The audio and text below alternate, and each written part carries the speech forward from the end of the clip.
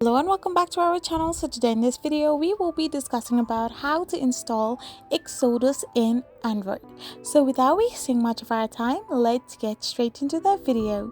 So first and foremost, to install Exodus app in your Android device, all you need to do is simply tap open your Play Store app.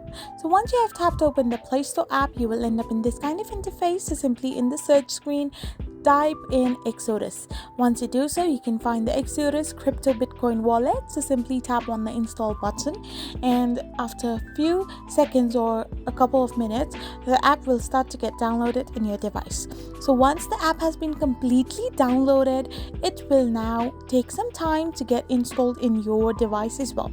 So after the installing process is started, it will take a few seconds or a minute to get installed, so you can open it from the Play Store itself or from the home screen.